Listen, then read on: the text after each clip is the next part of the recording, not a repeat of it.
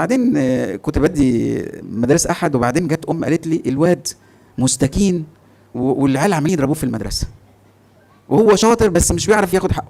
فقلت لها ابعتي لي جوزك. فجه الراجل فبيقول لي يعني ايه في ايه؟ قال لي احنا هنتسامح. قلت له اوكي نتسامح، بس الولد في السن ده مش شايفها من التسامح.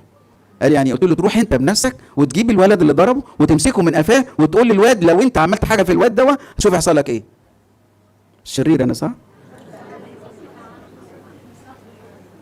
عشان يحس انه عنده اب ايه؟ سند ليه، امان، مصدر امان. ما يكونش اب عفوا، مش عايز اقول كلمه وحشه، انتوا فاهمين الكلمه. شعور بالامان، انا عندي اب حقيقي بيشعرني بالامان، دي الابوه الحقيقيه. احكي لكم حكايه، انتوا بتحبوا الحكايات. النهارده موضوعنا عن الابوه، وده يعني بطلب منكم انتوا كاخوات، طبعا سنكم صغير تحت ال20، فارجو انكم تعلموا ولادكم الذكور اللي انا هقوله، والاباء الكبار يعلمهم ولاده الذكور اللي انا هقوله. يعني الامهات تعلم ولادها اللي انا هقوله مهم جدا جدا. انا كتير بتكلم عن الام، ويعني انا اتربيت في بيت امي ليها دور كبير، بس الاب كان دوره واضح ملموس. ابويا خلفيته قعد في الجيش فتره طويله من عمره، فانتوا خلفيه الاب فطلعنا كلنا حنينين، يعني مش عارف ايه السبب، يعني مع انه كان هو يعني كل حاجه. هنفهم الكلام ده دلوقتي. قبل ما اتكلم حابب ان انا اشرح بس حاجه عن الثالوث القدوس. لما بيجي حد بيقول ان المسيحيه ديانه توحيد، هي ديانه ثالوثيه. نحن نعبد الثالوث القدوس، الاب والابن والروح القدس. لكن للاسف لان البيئه المحيطه اللي حوالينا مرات بتتهمنا بالشرك، فاضطر الناس يتكلموا كتير عن المسيح فقط، لا يتحدثون عن الاب. مع ان دور المسيح بيقول ان انا بعمل عمل. ايه العمل ده؟ كل من يعرفني يعرف الاب ايضا، ويستطيع ان يجتذب النفوس الى الاب. لدرجه لما صلى، حاجه عجيبه، انا هقرا النص تقريبا كله. المسيح لما صلى كان بيخاطب الاب زي بابا، الاب. فالابوه في الله الاب واضحه وضوح شديد جدا جدا. لكن قلما تجد شخص يتحدث عن علاقه الابن بالاب. ليه؟ لانك لما بتدخل تشرح الامر ده ربما الناس تتهمك بالشرك. لكن طبعا غير مفهوم وغير واضح للناس طبيعه الله. الله عندما يعلن عن نفسه انه ثالوث. ده مش اختراع مني، يعني مش اجتهاد من بشر. وبيقول لك ربنا عرفوه بالعقل، دي مش بالعقل. دي الحته دي مش بالعقل، لانها فوق ادراكنا. لان الثالوث ملوش تصنيف موجود على الارض. لان كلمه ثالوث عندنا 3 كور، 3 اشخاص فمفصولين عن بعض. هي وحده جامعه، الجوهر واحد لكنه 3 أقانيم. ده مفيدة. عندما أتعلم كثيرا عن الثالوث أستطيع أحب أن أنا أعيش في عيلة كويسة. هو مشكلة أن أنا مرات أتحدث عن الله الواحد وكفاية فأنا أبقى واحد، لكن عندما أتحدث عن الله الثالوث، الأب والابن والروح القدس، الموضوع يختلف تماما. لأن الآب يكرم الابن، والابن يمجد الآب، والروح القدس يأخذ من الابن ويعطي الناس، وكأنها علاقة تبادلية فيها حركة مش جمود. فهمتوا اللي انا بقوله؟ انتم فاتحين عينيكم تمام؟ يعني اكمل. طيب. عشان كده اتوجدت الكنيسه اللي بتعبد الثالوث. لو انت لاحظت في صلوات كل الكنيسه، ارجو انك ترجع تاني تفكر في اللي انا بقوله، ان لما بنعبد ربنا بنعبده كالثالوث القدوس. ونسجد لك ايها المسيح مع ابيك الصالح والروح القدس. فهذه العبادة الثالوثية لو حضرتك فهمتها يقينا الموضوع يختلف تماما. للأسف لأنه مرات الناس زي ما قلت إن إحنا وسط ناس محتين، مفيش غير بس في البلاد اللي إحنا فيها الناس لما جت تتحدث عن الثالوث يتهمونا بالشرك، لكن ربما شخص غير معلن أمامه جوهر الثالوث القدوس. الله أعلن عن نفسه أنه ثالوث، نعم. عشان كده احنا بنعيد عيد بيسموه الإبيفانيا أو الثيوفانيا، اللي هو بخاص بالظهور الإلهي. الآب يتكلم، الابن في الماء، والروح القدس مثل حمامة. هذا هو ظهور إلهي. الله يتحدث عن نفسه أنه ثالوث. المسيح خاطب الابن، خاطب الآب في صلاة يسموها الصلاة الكهنوتية أو الشفاعية، أنه يتشفع من أجل البشر. وهذا هو دور المسيح، لأن المسيح عمل خلاص. يقول كيف ننجو نحن إن أهملنا خلاصا هذا مقداره، يعني ثمين، خلاص ثمين. فأنا كشخص أنا محتاج أتعلم عن الثالوث، لأن الخلاص الذي قدمه المسيح خلاص لا يحد. أما جه بقى بيخاطب الآب، يقول له أيها الآب، بيقول له ماي فازر، زي ما انا بقول في البيت ابويا او يعني بابا، فكان بيخاطب الاب انه ابوه، بيسموه ابوه الطبيعي مش الشكلي. ممكن انا بالبنوه بقول لربنا انت ابويا، لا ده بيسموه تبني، تبناني لاني مش من طبيعته، لكن لان المسيح من طبيعه الاب، جوهر ذات الجوهر الواحد، فيستطيع ان يقول له يا بابا. هتقول لي طب انا يعني ممكن مواضيع، انا اقول لك دي فوق خيالنا، لابد انها تعمل ايه؟ بالايمان نفهم. دي موجوده فين دي؟ في رساله ايه؟ برافو، في الآية العبرانيين، بتذاكر انت. بالايمان نفهم، بالايمان مش بعقلي بثلاثه جنب بعض، واحد اتنين تلاته، لكن بالايمان نفهم. عشان كده الكنيسه بقول عندنا قداس بنخاطب فيه الاب، بنقول له يا الله العظيم الابد. الناس فاكره ان انا بقول عن الابن، لكن في نهايه الصلاه بقول بالمسيح يسوع ربنا. انا ما قبلته من صلاه من خلال الابن. ارجوكم بقى لما تحضروا قداسات من النهارده ركزوا، ها، بلاش الكمامه تبقى على عقلنا، خليها بس على انفنا، يعني خلينا كده نبقى منفتحين شويه ومركزين شويه. هقرا الصلاه اللي موجوده اللي قالها المسيح الهنا في الصلاه الكهنوتيه او التشفعيه. بيقول كده في يوحنا 17. انا هقرا النص وتشوفوا كم مره المسيح بيقول للاب ايها الاب. لما تشوف الشطاره، ها، يعني بستنهض يعني ذهنكم النقي، والاخوات بيركزوا اكتر، صح، بيحفظوا الحوار. فانا هتشوفوا كم مره ايها الاب. اللي هيقول كده هديله فلوس كم مره، بس بالظبط من اول مره بشوف. وعد الرجاله برضه. بسم الاب والابن والروح القدس الهنا الواحد امين. تكلم يسوع بهذا ورفع عينيه نحو السماء وقال ايها الاب قد اتت الساعه، مجد ابنك ليمجدك ابنك ايضا، اذ اعطيته سلطانا على كل جسد ليعطي حياه ابديه لكل من اعطيته. وهذه الحياه الابديه ان يعرفوك انت الاله الحقيقي وحدك، ويسوع المسيح الذي ارسلته. انا مجدتك على الارض، العمل الذي اعطيتني لاعمل قد اكملته، والان مجدني انت ايها الاب عند ذاتك بالمجد الذي كان لي عندك قبل كون العالم. أنا أظهرت اسمك للناس الذين أعطيتني من العالم، كانوا لك وأعطيتهم لي، وقد حفظوا كلامك، والآن علموا أن كل ما أعطيتني هو من عندك، لأن الكلام الذي أعطيتني قد أعطيتهم، وهم قبلوا وعلموا يقينا إني خرجت من عندك، وأمنوا أنك أنت أرسلتني. من أجلهم أنا أسأل، لست أسأل من أجل العالم بل من أجل الذين أعطيتني، لأنهم لك، وكل ما هو لي فهو لك، وما هو لك فهو لي، وأنا ممجد فيهم، ولست أنا بعد في العالم، وأما هؤلاء فهم في العالم وأنا آتي إليك. أيها الآب القدوس احفظهم في اسمك الذين أعطيتني ليكونوا واحدا كما نحن. حين كنت معهم في العالم كنت أحفظهم في اسمك الذين أعطيتني، حفظتهم ولم يهلك منهم أحد إلا ابن الهلاك ليتم الكتاب. أما الآن فإني آتي إليك، وتكلم بهذا في العالم ليكون لهم فرحي كاملا فيهم.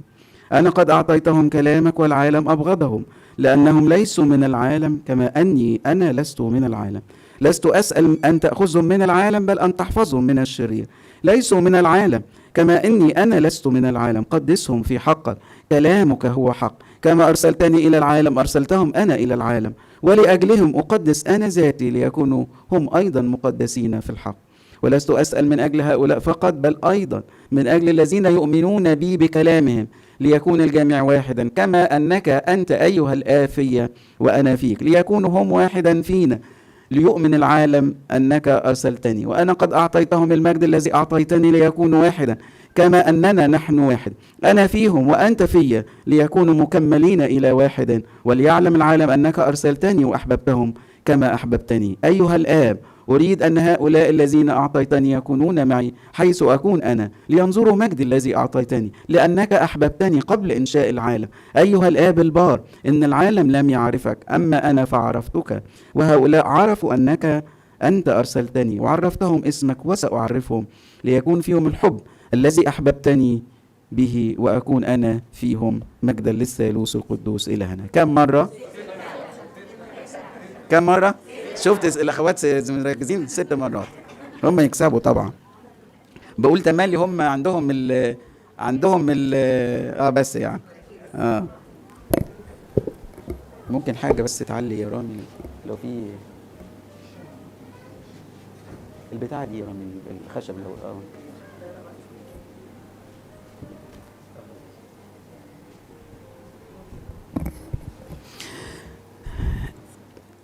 انا النهارده معاكم هتحدث عن الاب. عندي عظات كتير عن الام وقلت لها اللي فيه كفايه ومجد وحاجات كتير، بس النهارده خلينا نتكلم عن الابوه.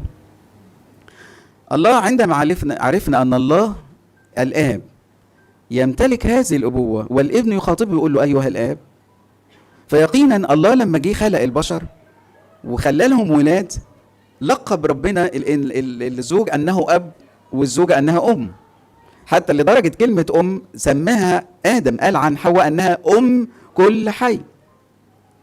فكبير قوي ان انا اعرف انه الاب، ركزوا معي، الاب واخد من ابوه الله الاب، واخد منه حاجات ويحتاجها الشخص. لأنا محتاج الأب. ركزي، لو أنت يعني أستاذة في التعليم والتربية وكل حاجة لا تكفي يا أختي، أنت مش كفاية، بدليل مرات تقول أنا مش قادرة على دي، أنا محتاجة الأب.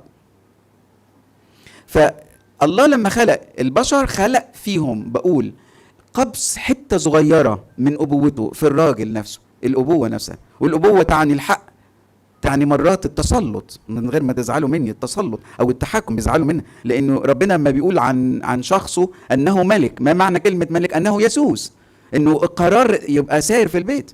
ساعات واحد يقول له ايه رايك ما نعمل، تقول لي لا ما نرجع للمدام، اقول له برافو عليك.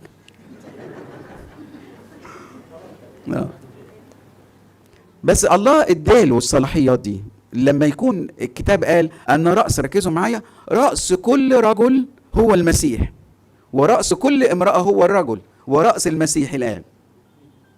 رأس المسيح الآب، رأس كل رجل المسيح، رأس المرأة الرجل، الكتاب اللي قال كده.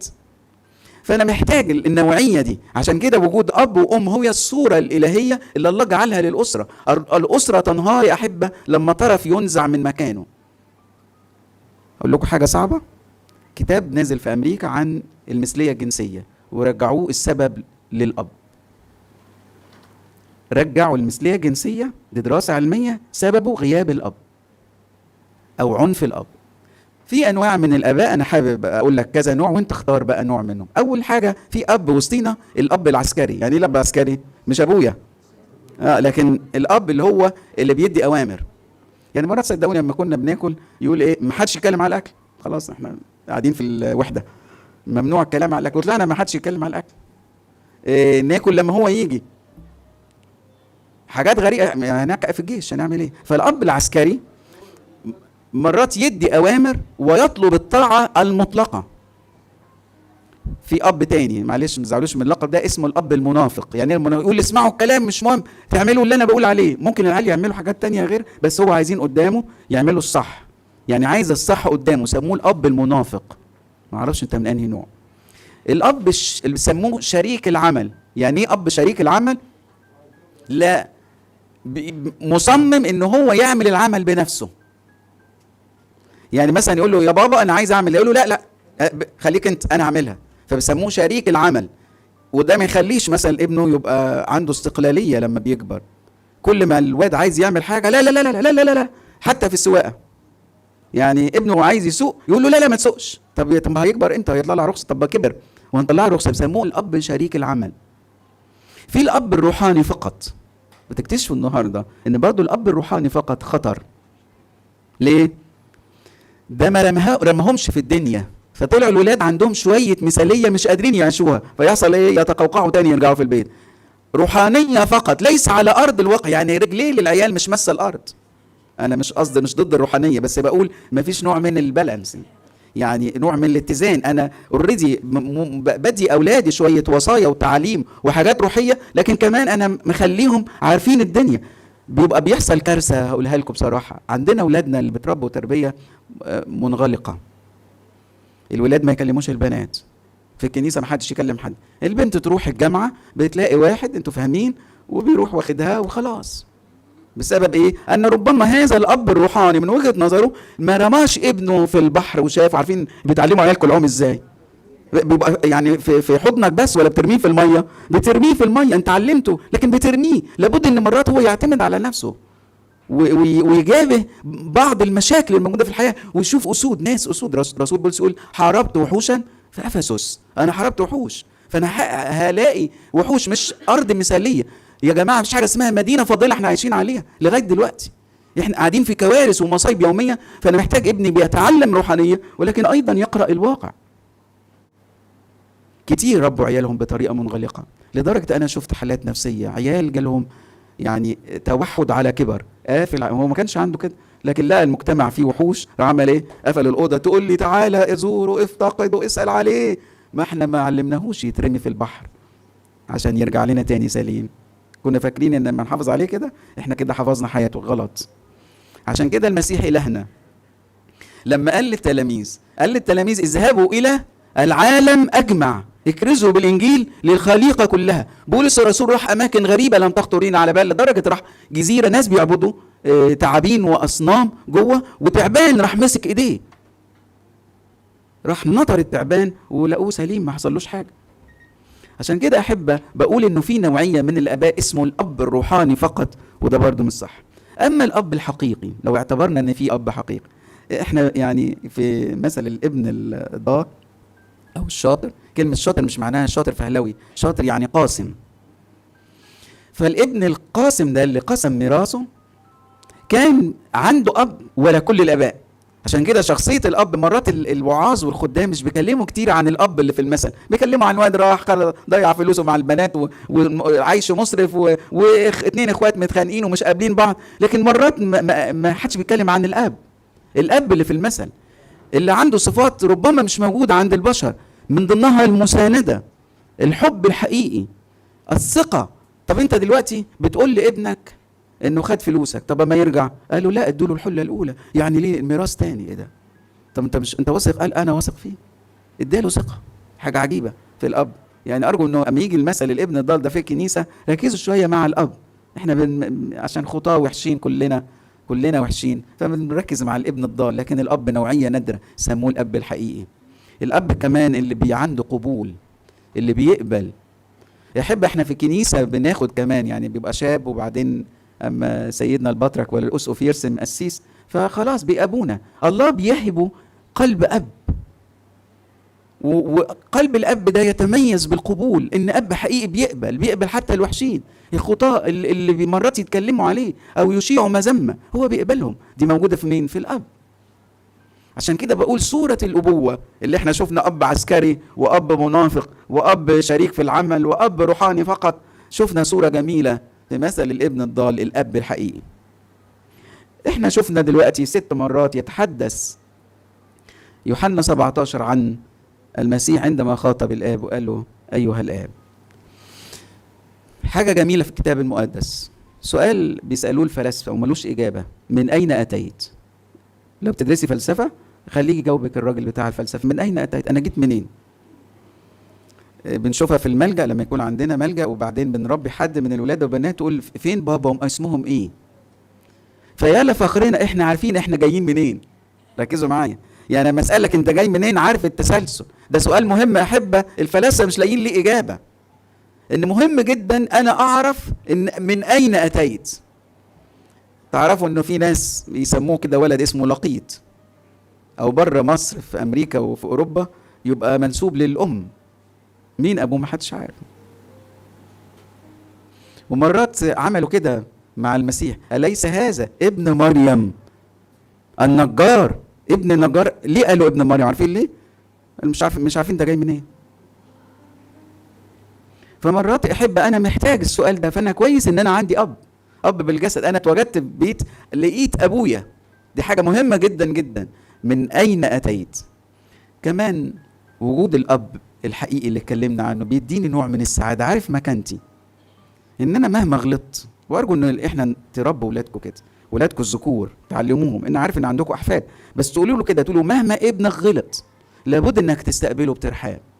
بزعل جدا وبشوف ده في اسكندريه في بعض الاحيان، بتلاقي انه الولد غلط ابوه يقول له امشي بره، والام تتحايل ولا الاب مصر. ده غلط. انت ممكن تعمله بانش باي طريقه بس مش بره البيت. تذكر ان الابن الضال جاي لغايه البيت، بس مش لغايه البيت، ده من بره البيت ابوه استقبله ودخله البيت، وهذا الابن لا يستقبل لكنه لانه اب حقيقي. فمهم جدا اعرف مكانتي، ان انا ابن مش لقيط، مش لاقوني على باب كنيسه، انتوا فاهمين؟ ها مش لاقوني على لا، ده انا ابن، والابن وليه مكانه. لدرجه قال الكتاب المقدس اننا وارثون مع المسيح، احنا لينا ميراث، احنا لينا مكانه. عشان كده الواد لما جه قال له عن اخوه، بيقول له ابنك هذا، قال له ابني كان ميتا فعاش. ابني، هو ابني. بيقول له ابنك عايز يشتم، فبيقول له ابنك هذا، قال له ابني كان ميت، فانا اللي اديته حياه. ابني كان ميتا فعاش وكان ضالا فوجد. انا مستقبله، انا ليه مكانه. وايه المكانه اللي بديها له؟ بديله كل الامتيازات. عارفين احبه، في طبعا بعضنا من الصعايده، وكل الشكر للصعايده في كل مكان، انا اصلي كبير قوي من الصعيد، لكن ساعات كتير قوي ابنك لما او بنتك لما توصل للمراهقه ما حدش بيحضنهم.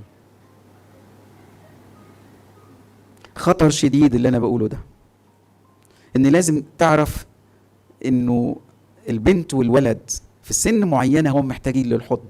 مره بقول لراجل، بقول له عندنا في المنطقه، بقول له انت ليه مش بتروح؟ قال لي انا بتكسف. قلت له تتكسف من ايه؟ ده حضن ابوي بيعبر عن اللي جواك لبنتك او لابنك. مش بتشوفوا البنت يوم جوازها بتبقى مش عايزه تسيب ابوها، مش عارف، ساعات بتسيبه رايح على الاهل، لكن بشوف الناس المثاليين يعني مش عايزه، عماله تعيط وابوها يعيط، والافلام اللي انتوا بتشوفوها دي الام مش بتعيط تقول الحمد لله جوزنا البنت. فهي متعلقه بابوها. صدقوني يعني من غير ما تزعلوا كأمهات، انتوا فوق راسنا، بس وجود اب ده حاجه كبيره جدا جدا جدا، لدرجه ان في واحد كتب كتاب، ارجو انه يعني يبقى ابونا ابرامي ابعت له الPDF، يقول لك العالم يحتاج الى اب، كانه كل بيت احنا محتاجين اب. وشجعي ابنك، اياك ابنك يبقى شبهك يعني بمعنى يبقى نفس صفاتك، لا، انت ولد ذكر، انت محتاج تبقى عندك شويه كنترول وعندك شويه قوه، وكمان بتواجه المجتمع وبتشجعيه. وعشان كده الولد الذكر اما بيلاقي ابوه صحيح نفسيا بيلتصق بيه. كنت بقرا كتاب زمان عن التربيه في الرومان بيربوا عيالهم ازاي. فلك اليونانيين يدخلوهم مدارس، الرومان ما يعملوش كده، يروح مركبوا الحصان ويقول له انا بسوق الحصان اهو، انت خليك، انا بروح الحقل اهو، خليك زيي. فبياخد من، عشان تلاقي كده الرومان طلعوا محاربين لانه واخد من ابوه. عدد رهيب من الرومان كانوا محاربين وكانوا جنود بسبب الاب. فانا محتاج ان انت تعرف ابنك مكانته، انت ابني، انت غالي. كنت في القاهره بعزي واحد من اصدقائي بابا مات، ف كان الشخص ده اللي هو صديقي اللي بابا مات كان عنده طفل، كنت اروح له وانا مهندس، وبعدين هم عندهم مصنع كبير. فالواد الصغير ده يقول لصاحبي اللي هو باباه، يقول له ايه؟ يقول له يا يوسف في وسط البتاع، بقيه الناس يقولوا له يا باش مهندس. فانا رحت جبت الواد ده لغايه كنت بفكره يعني لما كنت في القاهره، جبته قلت له اما تشوف الباشمهندس يوسف، بقول له الباشمهندس يوسف تقول له يا بابا، في الشغل تقول له يا بابا، ولو عرفت تقول له يا باشمهندس، وفي البيت تقول له يا بابا. من ساعتها الواد انا بسال بقى هو عمل الكلام اللي قلته، قال لي لا ده حفظ الدرس. فحلو قوي ان انا ليا اب وليا مكانه، مهما عملت مش هيطردني بره البيت، مش هيقول لي ما اعرفكش. ارجوكم عيدوا تاني ترتيب جوهر الاب في البيت. صدقوني لو عرفتوا مكانه الاب، يا سلام يا سلام لما بنت تقول انا ليا بابا، انا ليا اب، انا ليا واحد بتسند عليه، واحد ظهري. انت نفسك كاخت باباكي كان بالنسبه لك ايه؟ لو انت معترضه انا بتكلم معاك، انت كان بالنسبه لك مرات كل حاجه في حياتك اهم من ماما، صح؟ مش شايف انا اي حاجه ايه. كمان لازم الاب ما بقاش من النوع الخانع، ارجوكم ركزوا في اللي انا بقوله ده، اب قوي شديد ويعرف ياخد حق الواد. وعلم ابنك كده انه بيعرف ياخد حق الواد. كنت بدرس مدرسه احد وانا كنت زمان شرير يعني، فبعدين كنت بدي مدارس احد، وبعدين جت قالت لي الواد مستكين والعيال عمالين يضربوه في المدرسه وهو شاطر بس مش بيعرف ياخد حقه. فقلت لها ابعتي لي جوزك. فجه الراجل فبيقول لي يعني ايه في ايه؟ قال لي احنا هنتسامح. قلت له اوكي نتسامح، بس الولد في السن ده مش هيفهم التسامح. قال يعني، قلت له تروح انت بنفسك وتجيب الولد اللي ضربه وتمسكه من قفاه وتقول للواد لو انت عملت حاجه في الواد ده شوف هيحصل لك ايه. شرير انا صح؟ عشان يحس انه عنده اب ايه؟ سند ليه، امان، مصدر امان، ما يكونش اب عفوا مش عايز اقول كلمه وحشه، انتوا فاهمين الكلمه. شعور بالامان. انا عندي اب حقيقي بيشعرني بالامان، دي الابوه الحقيقيه. احكي لكم حكايه، انتوا بتحبوا الحكايات. في جنوب السودان في قبيله بتقول اللي هيتجوز، في بعض القبائل اللي يتجوز يقدم عدد بقر حسب طول العروسه. يعني لو طويله قوي، عندهم هم طول يعني جامد قوي البنات والولاد، فحسب لو هي في طوله اطول منه يدفع بقر اكتر. ربنا يدي الصحه للجميع. فالمهم حصل ايه، انه من ضمن عاداتهم في القبيله دي ان الولد يبيت ليله لوحده في الغابه. ابو العروسه يقول له احنا مش هنوافق عليك غير لما تثبت رجولتك، تبقى جدع ناخدك. فبره الغابه كده منتظرين بقى، الاخ ده بايتين ومنتظرين. الواد ايه قال لبابا هعمل ايه؟ قال له لازم تروح، ما دي السلو بتاع بلدنا.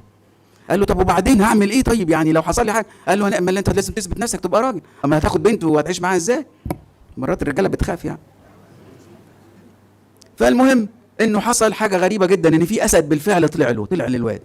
اول ما شاف الاسد راح عمال يطلع فوق الشجره، وعمال يطلع فوق الشجره، والاسد كان شويه تخين كده فما طلعش.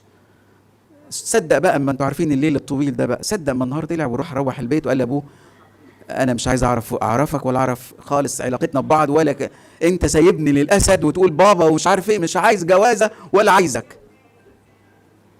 فقال له حبيبي انت كنتش واخد بالك ان انا كنت في الشجره اللي جنبك ومعايا مسدس. معايا مسدس، لو حد قرب منك كنت انا خلصت عليه.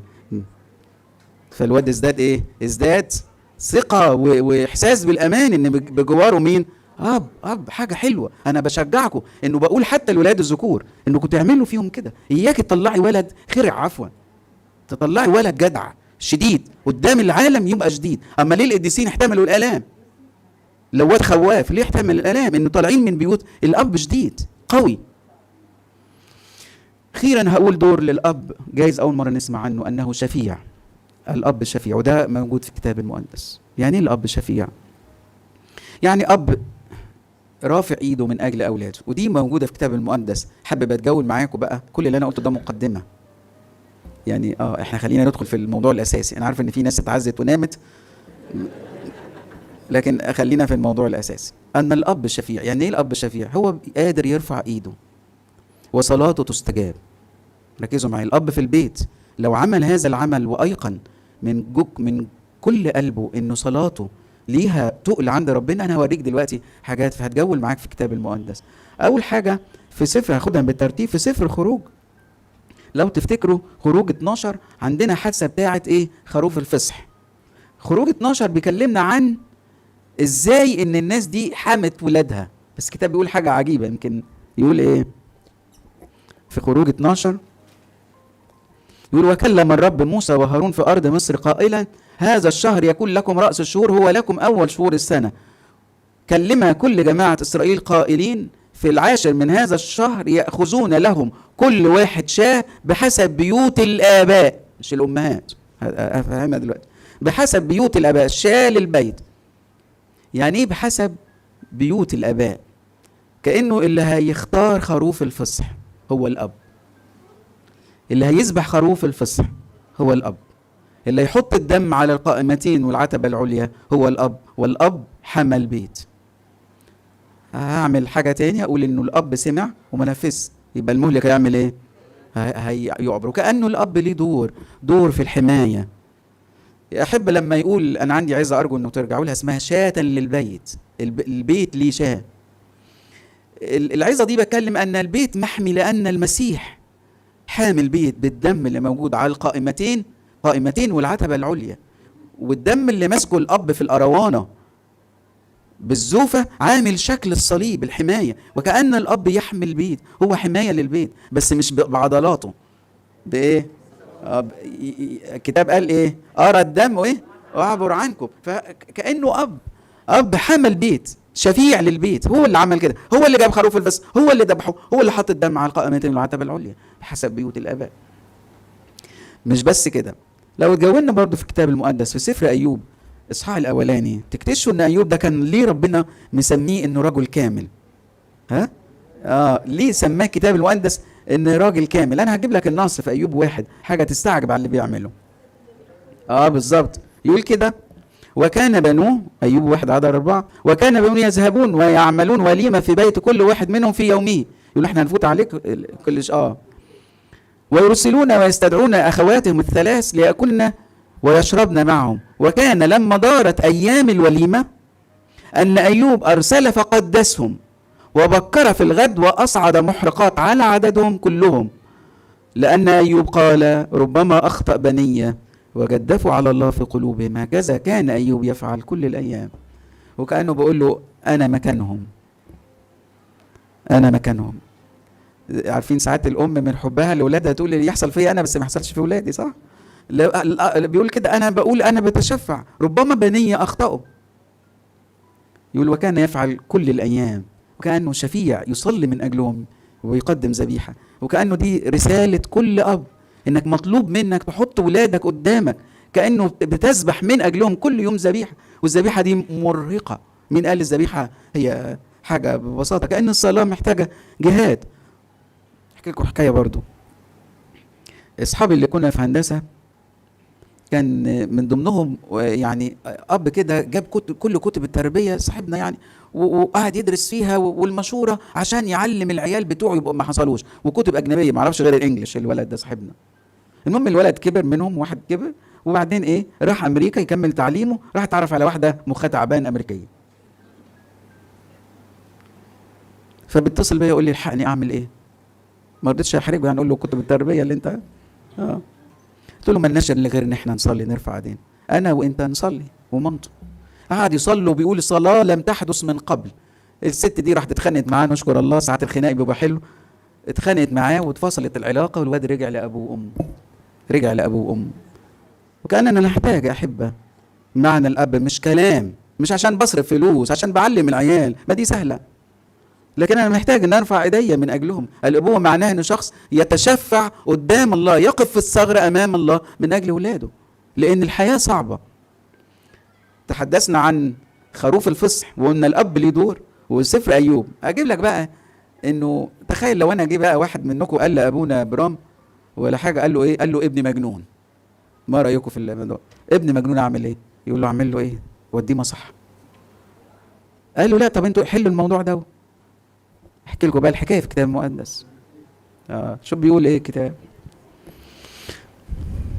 بيقول المسيح يقول عشان التلاميذ ما قدروش يعملوا العمل ده، يقول فاجاب وقال لهم ايها الجيل غير المؤمن، الى متى اكون معكم؟ الى متى احتملكم؟ قدموا الي. فقدموا اليه، فلما راى للوقت صرعه الروح فوقع على الارض يتمرغ ويثبت، لسه ما خفش.